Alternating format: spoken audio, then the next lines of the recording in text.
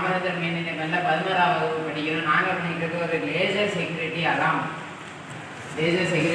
இது வந்து திருடங்களை இங்கேருந்து நம்ம வீட்டுக்குள்ளே வரவிடாமல் தடுக்கிறதுக்கு இந்த லேசர் வந்து இந்த லைட்டில் இங்கே கண்ணாடி ரிஃப்ளெக்ஷன் அடித்து இந்த கண்ணாடியில் போய் இந்த எல்டிஆர் இருக்கா, இந்த எல்டிஆரில் படும்போது சவுண்ட் எதுவும் வராது.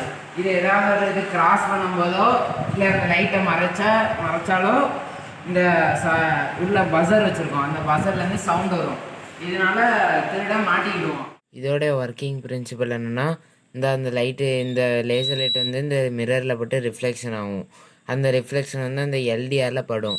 அப்போ படும்போது நடுவில் கையை வச்சாலோ இல்லை எதாவது அனிமல் கிராஸ் பண்ணாலோ இந்த இடத்துல இப்படி கிராஸ் பண்ணும்போது இல்லை சவுண்டு அலாரம் அடிக்கும்.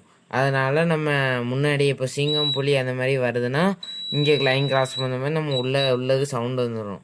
இதெல்லாம் மியூசியத்தில் வைப்பாங்க. ஏன்னா ஏதாவது இப்போது மியூசியத்தில் எதாவது கிராஸ் பண்ணாலோ இல்லை இந்த லைனை தொட்டாலோ அந்த லைனில் சவுண்ட் வரும். அதனால் அந்த பொருட்களை பாதுகாப்பாக வைக்கிறதுக்கு இதை யூஸ் பண்ணுவாங்க.